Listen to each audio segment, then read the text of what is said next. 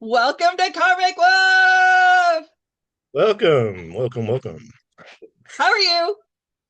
I'm good. It's Monday and things aren't working, so that's normal. Oh, it is such a Monday. Do I sound like Eeyore?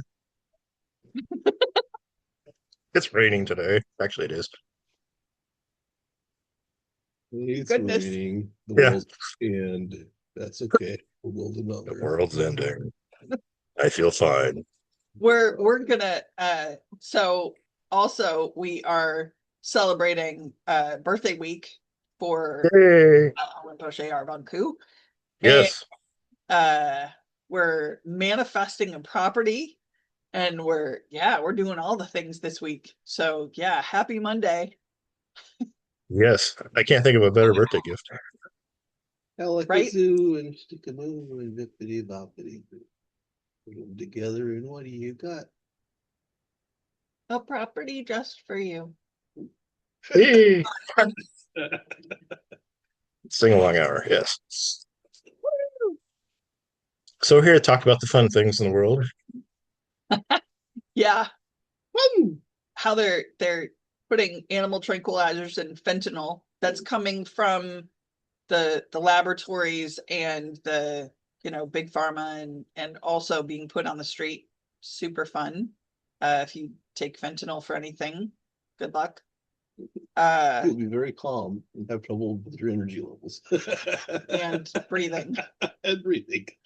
Um, so yeah, Jason mentioned earlier spiritual materialism. Yes. I was thinking about this because I look around my feed. This is I've always done this, but I'm always wondering out why people pay more attention to certain spiritual things versus other spiritual things. And what I mean by spiritual is this is what people think spiritual. But like, for example, these there are these sexual, I guess they call them neo krana or what neo-tantric, whatever you want to call it, spiritual movements that are all about basically Except sexual healings and stuff like this. And yep. yeah, and there's people like constantly going to these things. Get people every once in a while that are looking for one of those. When they come to us and they're like, "We're not one of those." I'm sorry. Yeah, and then they leave. Yeah, they're like, "Oh, I'm sorry, I'm looking for one of those. I need to be spiritual." And they're calling it holy. It's a holy movement. Like I'm looking at this stuff, wondering how this stuff ticks. But we're over here trying to actually you're trying to like bring the Dharma to people and helping them escape samsara and stuff like this. Yeah, And they're real. like, "Oh, I'll think that's too hard. I'm going to go over here." Well, this is the thing. You see, people think that it's all about the entertainment of tantra, but tantra doesn't entertain. Tantra is about being able to put on different heads. So you being able to become a different thing, so you can look at things from a different perspective and increase your intelligence. Um, Unfortunately, most of the people out there who supposedly teach Tantra don't know what Tantra is. They didn't have a real lineage. They didn't have a real teacher. They read it in a book. They started teaching on their own. They've never really experienced what it does. They have no power. I mean, literally, they can't manipulate or control their reality, much less anyone else's. They see when you're enlightened, you have these things called 10 powers, and these 10 powers give you access to all kinds of cool stuff. But if you're not enlightened, you might have one or two of them periodically, randomly, when you really can't control them. So you hope for the best. But um, and that's why, that in most Eastern religion, they have three very special uh, things that you should look for as a student. The first one is a solid teacher with solid teachings. The second one is super solid teachings with a long history of success. And the third one is a group of people you can surround yourself with that are also working on on developing those teachings, so that you're not constantly in conflict with the people around you. So you have this situation where you've got people that read a book, didn't experience anything, but now their livelihood depends upon them spewing stuff. Mm. And they have no actual real experience of what they're trying to teach. So they don't know they're not even teaching it.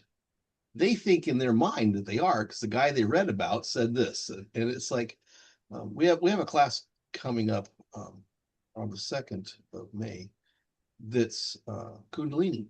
Now, Kundalini is an advanced spiritual practice. It cleans out all of your channels, and it connects your chakras that have been probably clotted or restricted for a while. But it also pushes energy into your organs. So it's not an ultra safe practice. You can actually rupture organs with this stuff. And I mean, real rupture organs. So you end up in the hospital or dead. So it requires somebody that knows what they're teaching to teach it to you. You don't want to wing this one, right? You want somebody who's a trained yogin, right? They're trained yogic specialist to be able to teach you how to push these develop and push these energies around, because it's literally burning stuff out of your channels. You push the wrong energy, the wrong direction, or the wrong kind of energy in a wrong spiral or anything like that, and you end up literally harming yourself. So we don't want that. But there was a guy in the West, Westerner, that wrote a book on Kundalini, and it became this big cult classic. And he had never gotten real Kundalini training. I don't know. He channeled it through some ascended master, is what he said he got it from. And it took off and became this big thing. And so you got people like Sadhguru, who teaches Kundalini, but he teaches that Kundalini. And so these people, but here's the other part. His Kundalini doesn't work unless you're on drugs. He will give you the drugs. He's got this massive retreat, cost you $15,000. He runs them out of Mexico off and on. And so you give him his $15,000 for 4 days in Mexico at his, basically it's a resort he bought. And for 4 days, you hang out in this resort high as a kite in these Kundalini classes, and Sadhguru blesses you. It's like, what did you learn? You don't remember because you were high as a kite the whole time you were there, but it felt good. You felt so spiritual, but you didn't clean any of your channels or your chakras or connect anything or anything else. It was nothing more than a trip to Disneyland. And that was it. And what you came home with is probably more damage than you started with. But he doesn't care. He makes money by acting like he's a guru. Now, he learned to be a guru from a class that somebody I know was teaching on how to be a guru. It was a $100,000 program. You'd spend 6 months learning how to be a guru. You'd learn guru speak. You learned all of the different kinds of angles you could use to build your great guru system out of. So the guy that built this was so frustrated with people that was searching specifically for materialistic spirituality that he decided to give them exactly what they asked for. And so he built the gurus who give you spiritual materialism, which doesn't bring you to any spiritual accomplishment whatsoever, but you feel damn good about it. You get a good neurochemical cocktail. It is. It focuses entirely on releasing neurochemicals, especially the ones that make you feel like you're being spiritual. Detoxin. Now, what that does is that attracts king demons, and king demons will convince you you're a great, powerful guru as well. And you will spend the rest of your physical life running around thinking you're enlightened, trying to enlighten others with your great and all-powerful wisdom, and saying, oh, by the way, would you like some pot? Oh, by the way, have you tried the new hemp products? Oh, by the way, here, take this. What is it, DMSO or DMT, I think. DMT? Yeah. And embrace your inner demons. Yeah, those are demons, all right, but they're not your inner demons. They're feeding. I only know that because someone came to me and says, "Do you guys do DMT and Bond?" And I'm like, "What's that?" Well, that's a drug. I like to do that, and I'm like, nope. We don't do that. We don't do that because, first of all, if you're under the influence of a narcotic like that, you won't have it logged into your Dharmakaya encapsulation mechanism, and it won't be available to you after the point of death. It's only in your brain, and your brain dies when your body dies. So in Bond, we're all about creating and expanding, about expanding and making stronger our actual intelligence energies. See, before 1800, there weren't things necessarily that were referred to as angels and demons. They were intelligences. Now, those intelligences were given category names, but very first and foremost, they were referred to, even in the Bibles, the intelligence known as Archangel Michael. The intelligence known as Satan. The intelligence, so they qualified it as a living, aware energy first, and then by category. But the men of ill intent, the ones who are currently trying to take over the world, don't want you to know that there's an intelligence above and beyond your body, so they removed that from all the texts. They stopped publishing it in the texts. So they went through into this massive edit and pulled all that out. Why? Because if you knew that your body was a temporary vessel for your intelligence, you would never try and develop your intelligence, and they couldn't manipulate you through your body. So it's in their best interest to make you a material spiritualist. Okay, makes sense. They're also perverts, so they like the idea of you going and becoming members of sex cults so they could feed on you, basically. And it wrecks people's lives. I mean, they go in a lot of the time married or in serious relationships, and within a few months, those relationships have fallen apart because it's like a giant orgy. Everybody's screwing everybody else, and the attraction seems to be towards wanting to sleep with the leader, and the leader likes that idea. So they get power over the person, and they get power over all of their resources. And that's essentially what a cult does. In Bond, we're kind of the opposite of that. Do we want you to participate with us? Absolutely. Why? Because if you don't, you won't literally become part of the community in your own mind. But we don't want to have to tell you what to think. we certainly don't want to tell you what to think, and we don't want to manage your finances. You know, if like for instance, when we were trying to do Discovery City, we had a price tag, not because we wanted to make all this money and buy Rolls Royces like some of these spiritual gurus do, but because the property costs that much. Yeah. And to incorporate as a city, there are fees. And so you have so much per acre that you have to charge to be able to buy the property, and so much per house that you're going to put up for people for construction costs. And that really is that. But past that point, once and realistically, we were looking at about between $250,000 and $300,000 per house. And that's a 4-bedroom house, right? So that's a fourth of the cost of a 4-bedroom house everywhere else, or at the very worst case, half the cost of a 4-bedroom house in the rest of the United States right now. And you're getting an acre of property. That's a lot of property. And I think all of the utilities were free as well. Sure, the utilities were free. Water was being manufactured on site. There was no chemical pollutants in it. There was no nothing that was being brought to you, including food being local biodomes as part of the communities thing. And it's not a commune. This would have been a regular city, but the cost of living there would have been nothing compared to what you're currently paying. And as far as like property taxes and stuff goes, we haven't figured out how to get around a big portion of that. So, right. So it wouldn't been a 15-minute city. You could come and go as you freaking feel like. But we would strive to become self-sufficient so we didn't have to rely on things that could be threatened by material shortages or water shortages or food shortages or any of these things they're going to use to control people this next 4 to 6 years. So, and we have technologies that humanity hasn't had in open access for 6,000 years.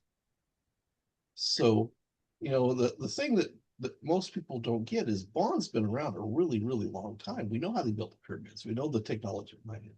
We know how you fabricate and disintegrate stone and turn it around and turn it back into stone again. So we have all this technology. We're not just about developing your spirit. We're about developing your intelligence so you can understand the stuff, the sciences behind that as well. Because humans aren't smart enough to understand that right now. So, but we have a path to get you back there, you know. And the reason why people are so overwhelmed with all of these wonderful mysteries of the world is because they aren't smart enough to be able to conceive how they were made. Well, they're not. They literally aren't smart enough to conceive how they were made. So the solution to that would be get smart first, and then learn the techniques, because then you'll understand how it was done. But when you don't know you're not smart and you're being told you are, that just increases your ignorance. Makes sense. Not knowing, right? I mean, ignorance is not knowing. Stupidity is not knowing and not caring that you don't know. No, I always say ignorance is not knowing on purpose. Well, that's stupidity. Technically, is when you don't know and you don't want to know, and you don't care to know. You refuse to know, and then you tell everybody else you do know and argue with them that do know. That's extreme stupidity, which we have seen evidenced very heavily the last about 6 or 7 years. People used to hide their stupidity. Now they're around with it like a badge. it's sad. It really is, because this is the thing we call Penno, right? So Penno is a cleaning process. It's a purification stage. When things get bad enough in the intelligence world, right, in the mind and the way the mind works, it brings in things that feed on stupidity. It intensifies the environment where things who like ignorance come in and try to intensify ignorance. These are non-corporeal beings that influence corporeal beings. And so this they say it's a battle between good and evil. Well, it kind of is, but good and evil is kind of an abstract set of terms. Really, what you're dealing with is you have wisdom on one side, which means that you're intelligent and you can employ it in ways that demonstrate your intelligence. And you have ignorance, which says you're not intelligent, don't know how to do that. And then you have stupidity, which means you don't know how to do that. You don't care to know how to do that. You're going to let everyone else think for you. Which at that point, then you've reduced yourself basically down to a house pet. You are just an animal for these other things that feed on whatever ignorance they're after. And that's where we're at right now. And that's why it's complicated, because people want to be something smarter, not because they want to be smarter, because they want to be perceived as smarter. They want that power that goes with being smarter, that recognition, that acceptance. But they don't really want to put in the effort to become smarter. And that's the problem. And so they go to things like these false teachers and these people that don't know what they're talking about, that published, I've got 6 books on them. So what? You don't even want to know. I used to work in the intelligence community, right? We used to manufacture books all the time to change the way people see things, because we needed them to accept a certain new incoming kind of concept or a new type of technology, right? So we would release stories and television things and movies that would make them understand the basics of why you might want that it might be possible. You shouldn't reject it out of here. And then they would. They would come in, they'd watch the movie, they'd go, wow, and then later they'd see the technology. I seen that in a movie. And that was already, was planting seeds, right? So right. I have personally written hundreds of books for underneath that kind of structure. It doesn't mean anything that you could write a book. I mean, that's just words on paper. And it doesn't mean anything that it got published, because as publishers, we owned 3 publishing houses for a while. Our intelligence community had total control over 3 publishing houses. If we didn't say it was a good idea because our agenda was running in that direction, our narrative needed that direction, you didn't get it published. And this whole thing about, well, I get they pay me. I get answer or whatever. Yeah. Royalties. Yeah, I get royalties. It means you got to pay those back. Yeah, it's a loan. Yeah. It's a loan. And you really didn't get anything out of the deal. What you got was the ability to give them a big chunk of your profits in order for them to distribute your book, and they end up owning the rights to it. So you ended up with net zero at the end of the thing because you had to pay back all of that money that they fronted you in the beginning, right? Royalties is what happens after you paid it all back. No, it's an advance because the music industry does the same thing. Yeah. Yeah, they do the same thing. But so the thing is that when you've paid them back, they stop promoting your book. Yeah. So if you weren't a landslide like Harry Potter, where everybody wanted to read you, your sales drop to zero once you pay that back.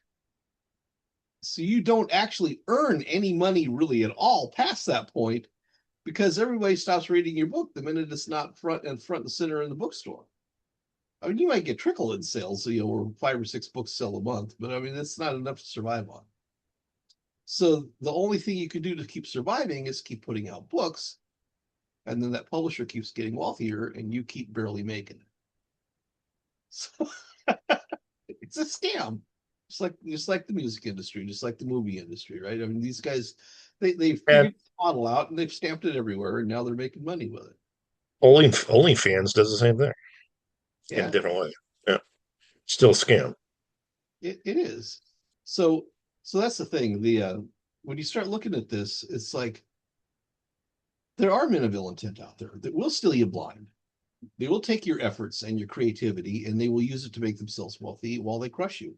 And they know they're doing it. They don't care. And that doesn't stop at the book publishers, the music producers, or anything like that. That continues over into the spiritual world. Only in the spiritual world, you have more capital than just currency. You see, because they can literally feed you to the thing that they are feeding, so that they gain power with that thing. And then Things ball now, right? It rewards them for bringing in more adherence. And so that's where it goes. And so they start teaching you how to feed the thing more appropriately, so that the thing doesn't have to try and translate what you're giving it. You see? That makes sense. That is where this whole thing goes.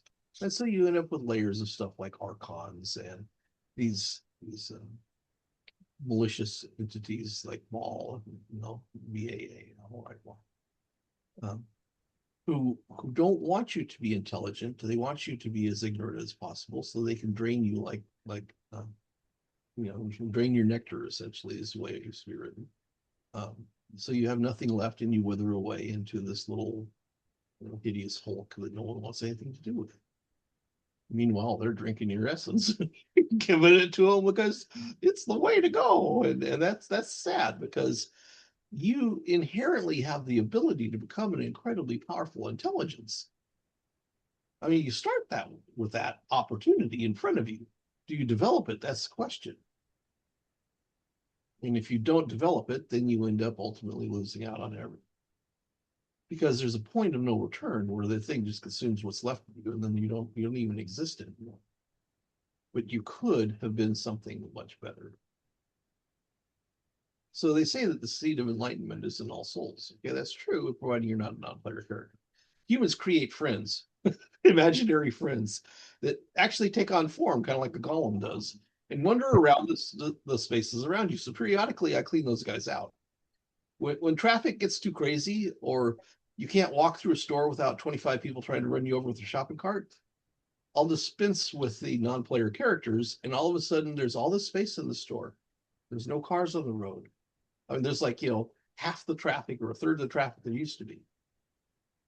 And you start seeing what a real character looks like, because all those non-player characters are no longer in the picture.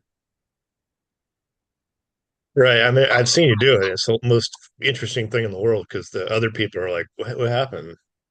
They're like roaming around like a lost ant. Like, where am I? Night, we go into the store, and the guy's like, everybody didn't show up for shift tonight. I don't know what's going on. Yeah. He was all upset because he was the only worker that was there. It's like, because you're the only real one here. He's all freaked out because everyone disappeared on him. And it's like, yeah, they actually did. They don't really exist. So, but that's the thing, when you start learning how the mind creates reality, and how you utilize your intelligences to bring it into form and that kind of thing, you start to realize that this stuff is viable. It does work, and there is these magical things happening all around you constantly, and you just focus on the mundane so you don't see them. And you don't know how it works. You don't study how the mind brings the reality out into space. You don't look at any of that stuff. Well, Bond did from the very beginning. That's what we did. So we broke it down. We looked at it and said, okay, so that's what's going on. How do we teach that to people that are experiencing it? And so we've had 185,000 years to figure that out. So, and we've been doing that all the way along. And we ran into problems. So we had Zhang Zung. Zhang Zung was our kingdom. And the Tibetan king decided he wanted to expand his territory, and he wanted to own the Silk Road, which was literally went right through the center of Zhang Zung. So what did he do? He decides he's going to go in and wipe us out, but he wasn't strong enough to take us on by himself. So he went and found the court of kings and emperors and things in the region. So he recruited 8 armies underneath the promises that he was going to give these courts all this good stuff from the Silk Road, and then he attacked us. He also coerced some of our people, some of our custodial kings. They thought they were going to be real kings instead of just administrators, and so they came in and tried to wipe us all out, all the actual leadership in Zhang Zun. But you can't necessarily kill an enlightened thing. You see, we have the ability to warp reality when we need to, so that it can't harm us necessarily. We can't necessarily do that to protect everyone else too, though, all the time, especially in the middle of an 8 army attack. That's 800,000 men trying to wipe out your city. That's a lot of people, and they were friends of ours at the time. Their monarchs were friends of the Bon monarchs. So we let them into the cities because they're coming back supposedly from a big war that was going on. And so they were there to recover and heal and all of that. Well, they were in our walls. It wasn't hard for them to wipe out our cities. And they broke them to the ground. They turned them to dust. They didn't want any evidence that we ever really existed. Their monarchs, when they found out what was going on, were not happy, so they murdered them off. And then their courts took power and placed a figurehead on the throne. And that was the end of solid monarchy in the world, because that model then spread like wildfire. Because everybody went, well, we'll just undermine the monarch and take his power, and then we'll appoint our own monarch, and then we'll rule with him in place. And that's what they did, and that's what we see now in the world when we talk about kings, queens, and monarchs. Is that outcome not the original one? Because the original one, to be a monarch, is not an easy thing. you have to give up literally everything to become a monarch, because you become the kingdom. Become the thing that represents the embodiment of the kingdom, which is why you give up your name and and all the other stuff that goes with it.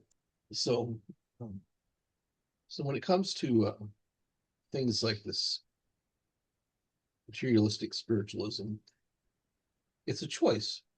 If you want to have nerve pleasure more than you want to have knowledge and wisdom and the ability to self-govern, then you're going to go for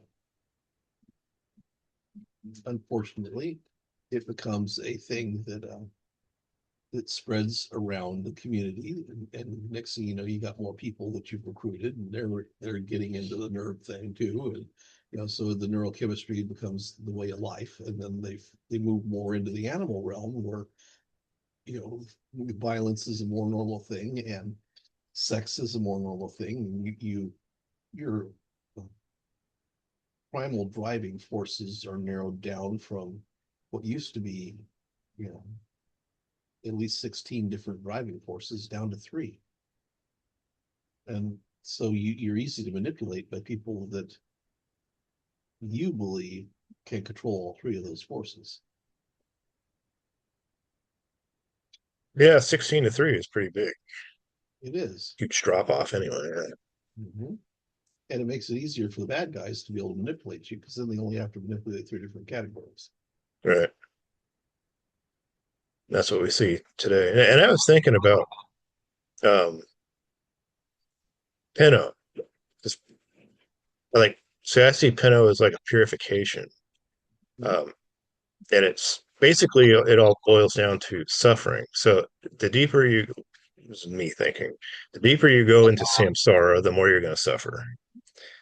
So people, this spiritual materialism stuff actually gets people more hooked on attachments or desire attachments, which more and more and more, the more they do it, the more they get hooked on it. The more they get hooked on it, the more they're going to lead towards suffering, the more they're going to lead towards samsara.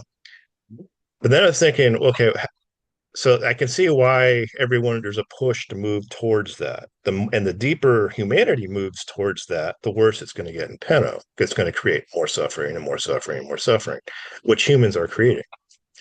But then I was thinking about what humans do habitually, because the karma thing equals the habits, is what you taught us. So habitually, when people are suffering, which Penno is going to bring in more suffering, and they're moving towards suffering, what do humans want to do most? They want to grab out to the security blanket. They want to grab out to what makes them feel familiar and what makes them feel comfortable. And what makes them feel more comfortable is habits, their habits. So the stronger they move towards this stuff over here, that the more that suffering is going to come in, and the more that suffering is going to come in, the more they're going to rely on their old habits, and they're not going to want to break them because that's their security blanket. So it's this self perpetuating circle that's really impossible to break. And I was just kind of thinking about that. Like, how do you break that? And that's a difficult. I don't even know if you could. I mean, you would know, but you have to decide that it's not working for you. I mean, honestly, most people live the same day over and over again. They get up in the morning, they have a routine, right? We call them rituals, right? They have a daily ritual. They live that ritual. And they have their work ritual where they get up in the morning and they go to work. And so they have their work rituals during the week where they get up in the morning and they go through their ritual steps, and then they get home and they go through their ritual steps, and it's kind of the same thing every day. And then they have their weekend, and so their weekend is a big thing, right? Because now they have a different ritual, so they get that experience of shift. Something's different here, right? Novelty. Ooh, I'm free. Well, you're not free because taxes, and you're still gonna have to go back to work on Monday. So they go through their thing there where they live out their weekend ritual. And then, oh God, it's Monday again, and we got to go back to our work ritual. And that is their life, year after year after year after year. And the details might shift a little bit, but the routine is exactly the same. They get a new boyfriend, they get a new girlfriend, same person they were just dating. You know what I'm saying? Just a different face, right? Mm-hmm. So that's the thing. It's so that's what habits do, is they wrap you in familiarity, but they don't wrap you in success or comfort. And so you don't, in the Greek world, they have the casino, the Great Pleasure Palace, right?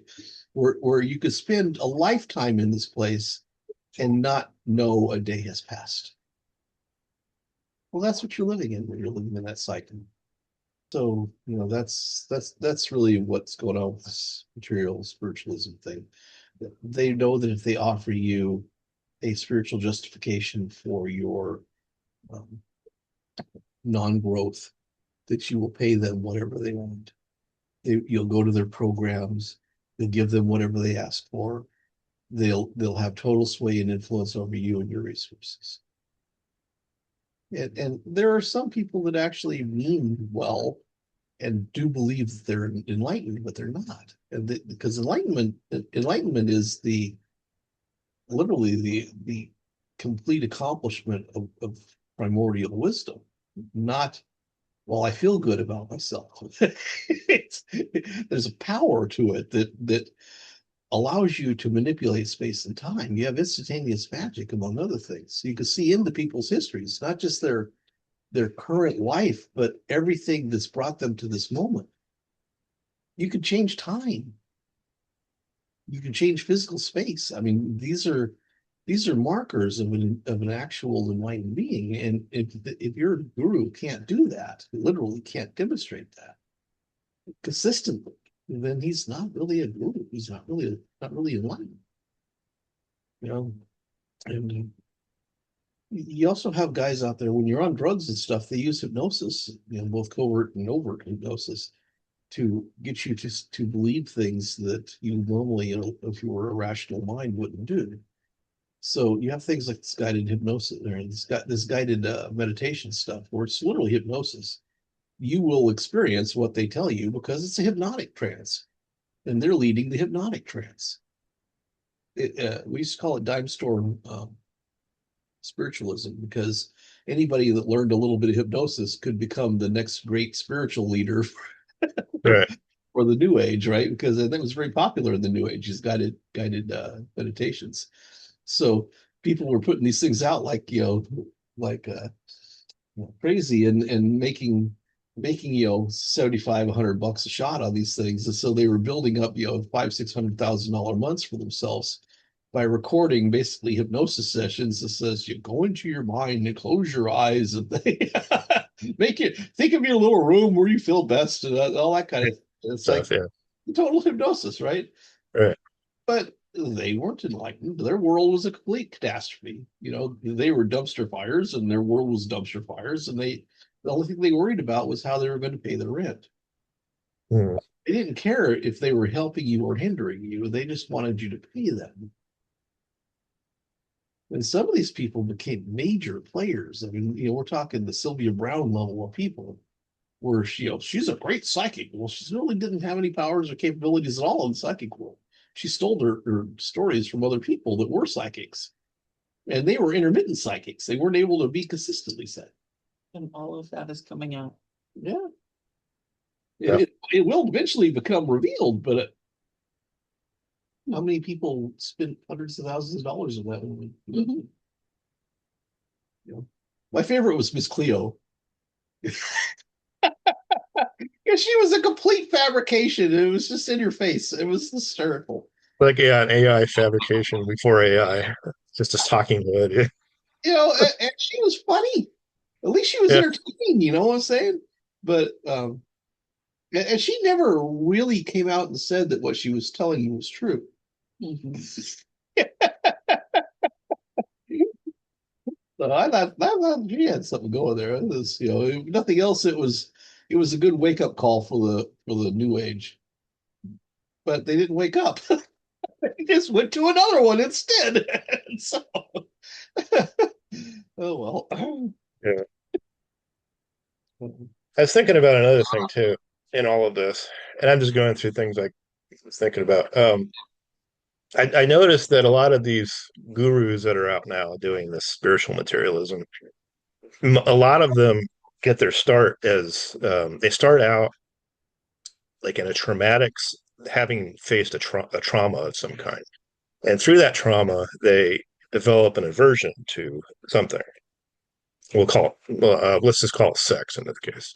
So they had a traumatic experience when they're young. They have an aversion to sex, and maybe they were in a religion and it said you should feel shameful because of sex. You should not do this, and da da da. So they have this version thinking to it, and then somewhere along the lines they leave that religion or whatever it is, and they find someone who helps them find that it's actually okay not to feel shame or guilt about sex. So then they start dabbling in it because this person's introducing it. And all of a sudden, they do this transformation where aversion then becomes devotion.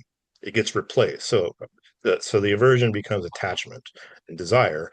They start practicing the thing and then they feel liberation. And because they feel liberation, all of a sudden the aversion turns into the neurochemical reactions and they feel a good feeling for it. And they feel that okay, now I'm enlightened, I'm healed, I'm having good feelings about this, and I need to go now help other people. So they become the wounded war or the wounded hero or whatever. But the problem is what when they do that, what I'm looking at here is they're basically they're making that their new identity, and they're accepting that new identity. No longer am I someone who faced trauma. No longer am I a victim. No longer am I this bad thing. Now I am a hero who overcame, and I can help other people overcome the same thing. The problem is you're labeling suffering um, as a purpose.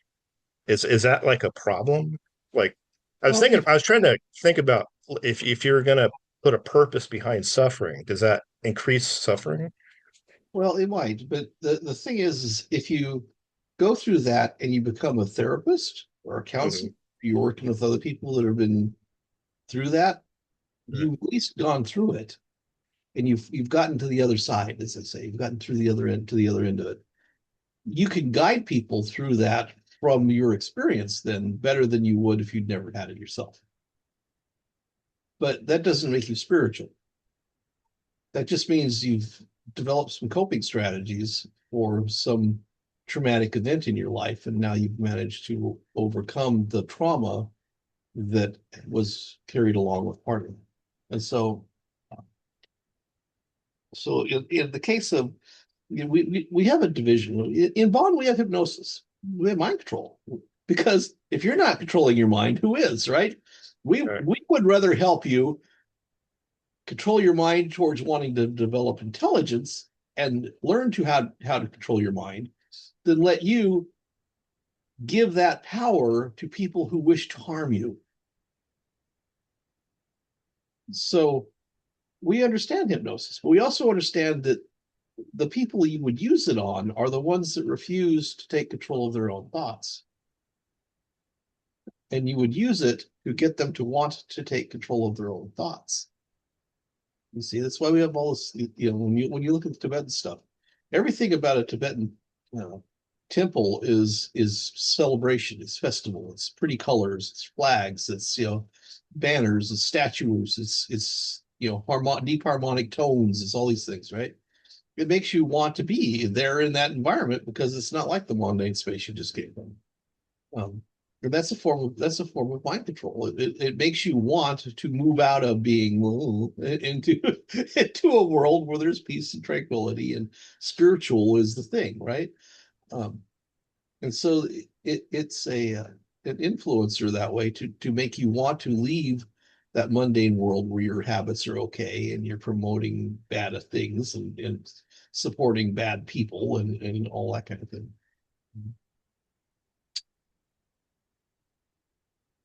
But our goal is not to control your mind. Our goal is to help you develop your intelligences so that you're intelligent enough to not be wanting to give that control over to bad people, to not wanting others to think for you, to not wanting to be caught in that trap of having to rely on other people. So that's really where Bond comes from. And can we control your mind? Yeah, we can. We don't want to. We want you to learn how to control your own darn mind. In fact, that is our primary refuge that people take when they become a Bond practitioner, is to control their own mind. We don't have 1,800 different kinds of refuge vows that you have to take. We have basically that one that says, if you want to study this, you got to learn to control your own mind. Promise me that, and I'll teach you.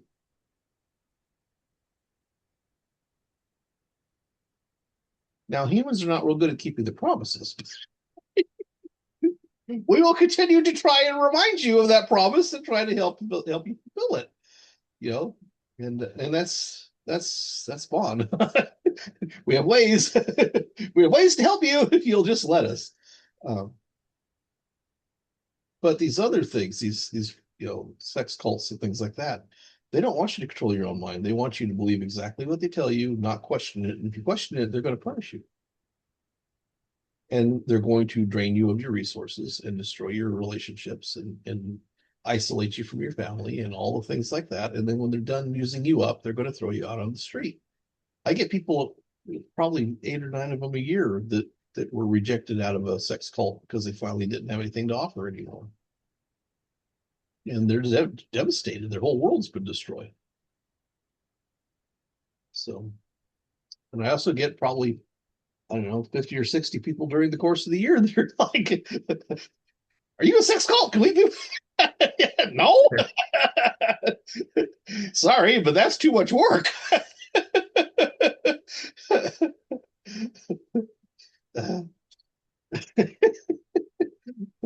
Besides, I had the basic body of Yoda, so Right.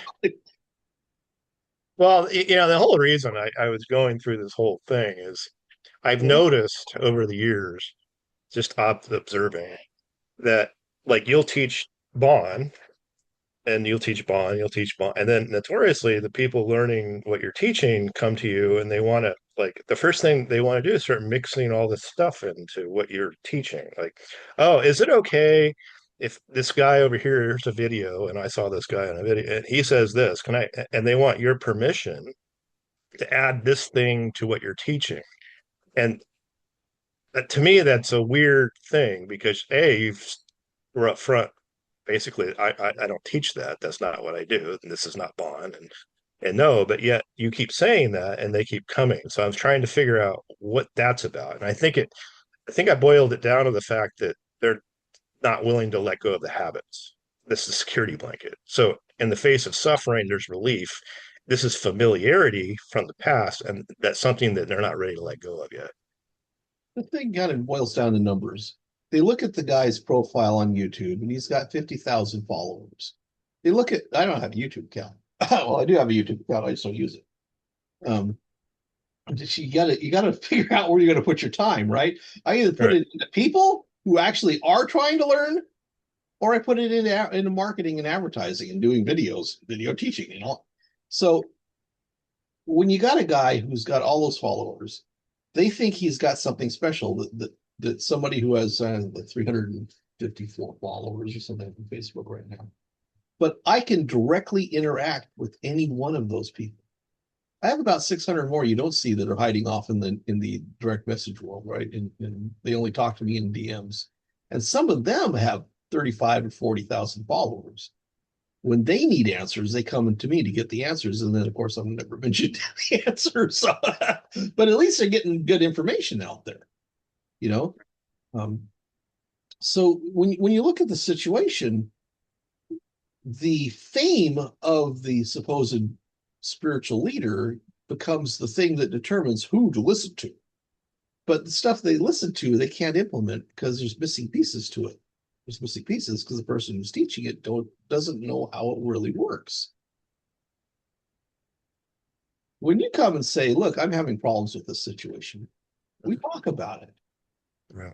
And you get specific, actionable things to do to change your perspective on how you're approaching it, to change your view. I mean, we make tools here, right? We've got the Mon Mo, which is different than the regular Mo, because it talks about how to approach a situation from perspective instead of, well, will I be rich next month?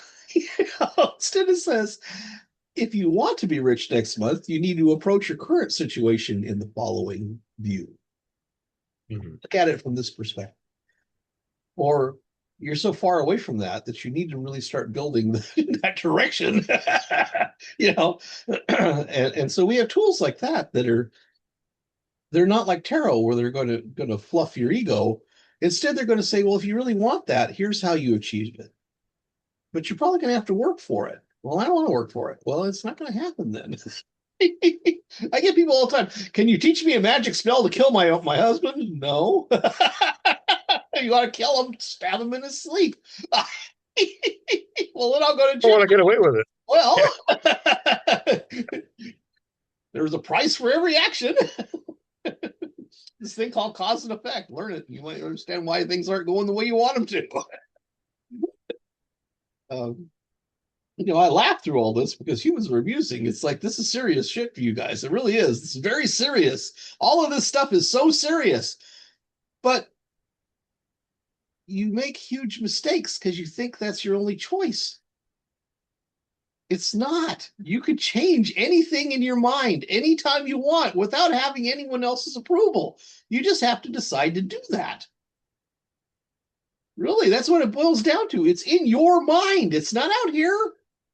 It doesn't matter if out here doesn't agree, because they've been told that, those stripes in the sky are just jet trails. No one's ever been that evil to want to poison you to death. Right. To kill millions and billions of people. They want to reduce the global population by down to 10% of what it currently is. And of that 10%, 9% of those people that survive are service people. They service the 1%. So that's not a world that you want to live in, right? I mean, honestly, you just I think anyone could agree with that. Yeah. But you're already kind of been trained to be a slave for the 1%. So, Okay, so you change your mind, BFD. Yeah. Then what? You need to start learning how to take actions that put you where you want to be. If you wanted to paint a picture, you learn how to paint. If you want to learn how to draw a picture, you learn how to draw. If you want to learn how to use a computer, you sit down in front of a computer and you learn how to use a computer. You change your mind so that you can adopt those skill sets. If you want to be a great public speaker, you're not going to do it if you never leave your house and never talk to anybody. So you're going to have to put yourself out there. Right? Right. But the change has to start inside your head, in your mind first. If you can't see yourself doing it, you won't be doing it. If you can't embrace the steps that make that happen, then you won't take those steps. And if you're the only one doing it? Well, maybe it's because you're in the wrong group of people, because there are probably other people out there doing it as well. You just aren't in that group. And those people that you're in the group with now will resist you moving to that other group, because that's not the group. Okay. That's why sometimes you have to really take a look at who is around you, and if they're contributing to your success in whatever that success is, spiritually or otherwise, or not. Right? I mean, if you want to be a spiritual person, find a spiritual group of people who are wanting to be spiritual people too. If they want to be drunks and liars and thieves, and you don't want to be a drunk, liar, and thief anymore, you want to become a spiritual person, you got to change your environmental influences. And that sometimes means upending everything in your world, and sometimes that means losing everything and starting over. But if you really want that, then you're going to make those sacrifices. If you don't really want that, then you won't.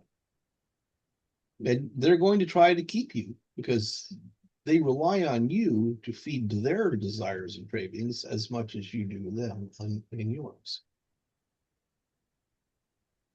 People who learn hypnosis get frustrated because they'll do hypnosis, and the hypnosis will work, it'll stick for 7 or 8 days, and then all of a sudden it'll break on them. Well, the reason why it broke is because that person didn't change whose influence they rely on in their life. And so the people who want them to continue smoking, who want them to continue drinking, who want them to continue to be abusive, continue to encourage their bad habits, and will shun them if they try to present a better solution for their behaviors. Well, you don't want that. No one in our group does that. Come on, let's go get drunk. And then they'll be back off. They'll break the trance, right? They'll break the hypnosis. The same thing happens in all of this stuff. I mean, it's like, if you want to become, say for instance, you're working in an hourly job and you want to become a manager, you're going to have to learn what management's about. And then you're going to have to start trying to find a position that lets you manage. Most of the time, you won't find that in the company you're working for, because you, to them, aren't a manager. You're a worker. So you're going to have to find a new company where you can get a job in management. And you're going to have to impress them really heavily that you can do this, which means you got to have some confidence.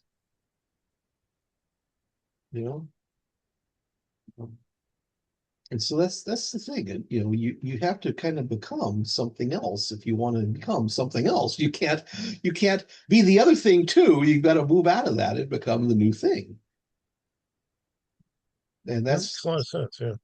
it's uncomfortable because you're not taking your old support structure with you. You're having to move to a new one. Mm. And when you enter that new social structure, you're at the bottom rung of the social structure. So you've got to earn your place there by providing value in that social structure. So it's not just changing your mind.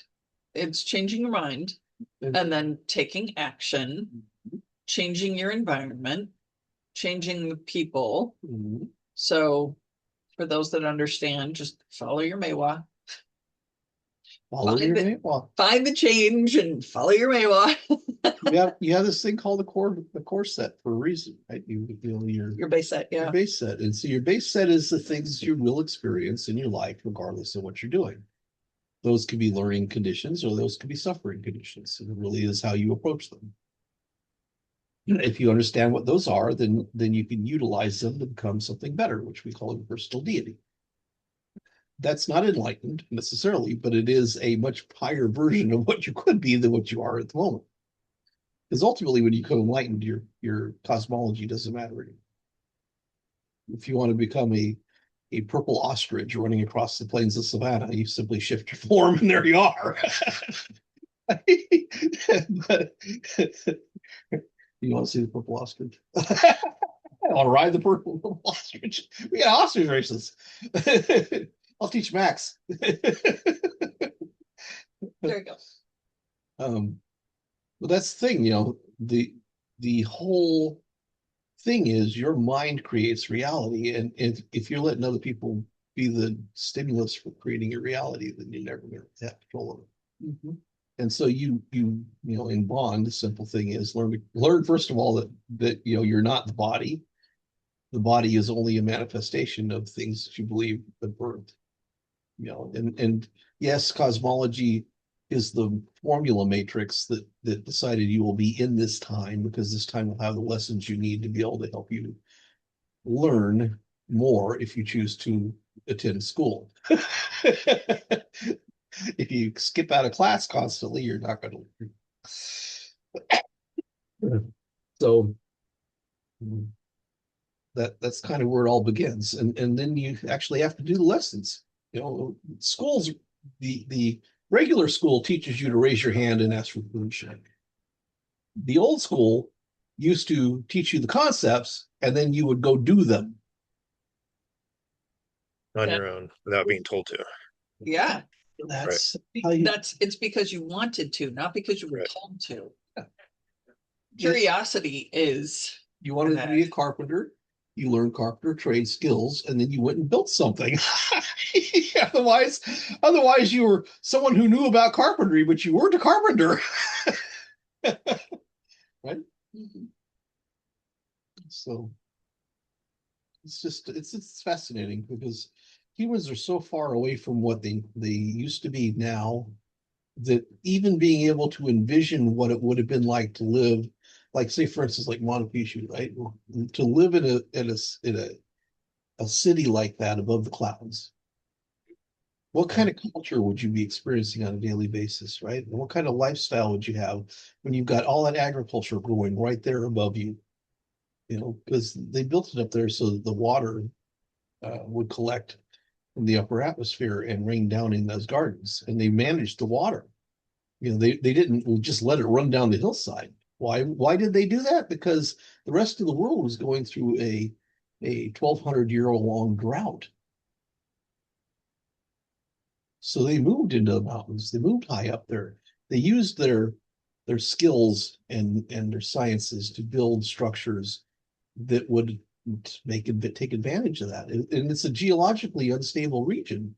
So they used their knowledge of the weight of the different structures and stuff to be able to settle down some of the geologically unstable stuff. So it would survive all those earthquakes things.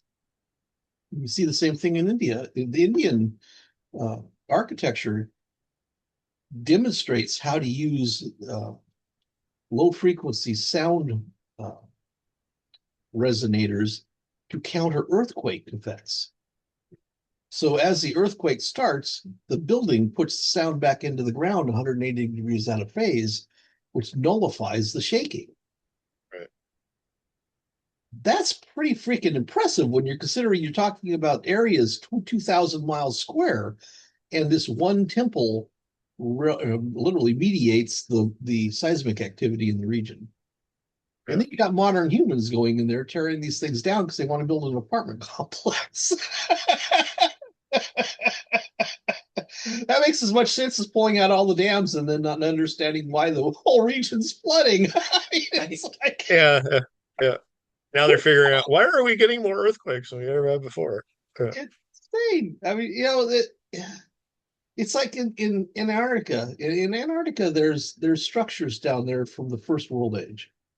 And these are so sophisticated physics that you have a little crystal sitting on a little plate, and that little plate points up to a bigger plate above it. And let's grab the crystal and put it in a museum. So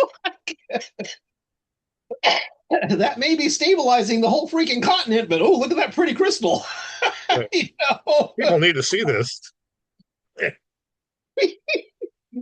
Don't understand it. Just grab the thing and take it and put it in your pocket. Don't tell anybody you got it. And then, why is this going so horribly wrong?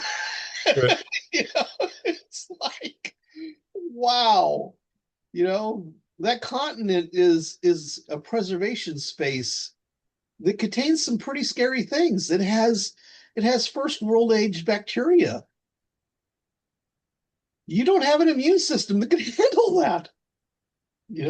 If that were to get into a water supply, entire half pieces of the world could die overnight. Because these are organisms that survived in environments that make this stuff look like nothing. And what if you were to wake something up there that, we found this egg, let's grow it and see what it turns into. That's basically what they're doing now. It's like, let's throw caution to the wind. Let's see what we get. Let's create Jurassic Park. There we go. Have dinosaurs soon. It's like man survived all of that, and we became the apex predator on our planet, not because we have claws and teeth and fangs, but because we were able to either eradicate or find working relationships with all the other apex predators. So we became apex predator managers instead of having to be prey. You know what I'm saying? So this is an important function, in our society. If we introduce those predators that we had to overcome, 100,000 years ago back into the ecosystem, these humans that can't even determine what sex they are aren't going to make it. Right. They don't know how to block. They don't know how to punch. They don't know. Their whole thing is hide. And if you hide, you're not going to make it because the thing can smell you. Some of those things seen with infrared vision. They can see the heat their body produces. It's like Predator. Yeah. Hide in a box and see how long that lasts. It's like you're going to be a munchie and nothing flat. So, and so this is the thing. But the humans don't want to be smart. They want to be stupid. They want to be able to just go, "Well, I know everything," and then run out there and I know everything right to the very end. And then it didn't work out. And they're like, "Well, he didn't know everything." So what do we say? Hold my beer. Oh my God. When you say hold my beer, the gods get popcorn. I got news for you.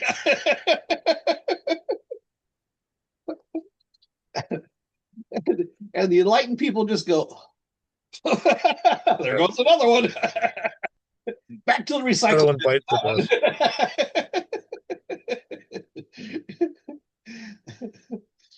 the So that's the thing, and you got to kind of laugh at it because it really is so extremely dumb that they don't want to become smarter. Just the concept of not wanting to become smarter when you live in a civilization that worships technology and worships science and worships the stuff, not wanting to have enough intelligence to comprehend that science that you live alongside, there's a real disconnect there. You know? So I work with people throughout the week off and on that are trying to learn computer stuff. I mean, real low level computer stuff, which, you know, in the early days we did that. You know, I was to build robots, right, from scratch. We didn't buy circuit boards, we made the circuit boards. We didn't buy software, we wrote the software. So I know how the old stuff was done. The original gangster goodies were done, and so these people are now trying to do things in the computer world that need that level of understanding, but they don't have anywhere to get it now. You can't learn it. There are no books left around that aren't old books. And the old books don't tell you about the new systems, so you can't bridge that gap there. So I get them on, I have a couple of groups I'm part of, and I get DMs from people periodically going, "Oh, I got on this thing, and I can't figure out why it won't work." And so, well, have you thought it? How did you think about it, right? And you have to walk them through the thought process. Well, that's not at all how I understood it. Well, no, that's why it's not working. Now that you understand it, maybe you can solve the problem because now you understand it. And then they come back a couple days later and go, "It worked." Yeah, I figured it would. You had to That's why I always tell people they need to talk to you because you have this innate ability to do that, whereas I do not. It's like they want to talk to me. No, you want to talk to him. He can help you. Absolutely. I have a different perspective on knowledge because I don't really have a dog in this race. And I have access to all the knowledge that's ever been available. So I mean, when you go, I want this to happen. What do I got to do to make this happen? I could look directly at you and your life thread and see where it's going and why it doesn't get where it's trying to go. And we could talk about that. If you need technology, I have technology coming out of my ears. Right? Just in this little apartment, we've got biosciences, chemistry, electronics, computer systems, programming, all this stuff is right here. Resonance, PCR, yeah. It's like, why are there all so many books? Well, those books are here for people that want to learn this stuff. I already know it. So right. So if you're curious at all, please, for the love of God, contact somebody like Jason or me. Yeah. And then we can send you to Bonku. Or, I know this is a super crazy idea, you can just contact him yourself. Yeah, I'm the most available individual in Bond world. For real. Yeah, that's the most unheard of thing I've ever heard. It is. And you know, and I generally will respond directly back to you. Yes. You do. Yes, you do. We can set up a meeting on Zoom. We can set up a, introduction on Messenger, smoke signals, whatever it is that you feel safe with. And then you can get your questions answered. We'll even join you on the call if you want us to. Yeah. Yeah, absolutely. And if you don't, that's up too. Cool too. Yeah. As long as you do it, because if you have questions, he's the guy you want to talk to. You want to change your life? He's the guy you want to talk to. Believe me, he's done it for me. Stay curious, people. Yeah. And now that we're out of time, we will sign off and thank Padma Gonpo Rinpoche for being on our show and answering all of our questions and giving us some insights into things, how things really work. And then we'll have him on again. So, but it's a real treat. And you don't get to have this experience often. So I'm hoping you join it. And if you have any questions from this or anything else, like Star said, contact us and we'll be happy to contact you back, help you contact him, Bonku, all the stuff. We'll do all the stuff. We'll put all contact information on our descriptions on this video, and you can contact us and let us know. And we want to hear from you, please. Thank you. So with that said, we wish you a good week, and we will talk to you again next time on Karmic Woof. Thanks. See you later. Thank you. Bye.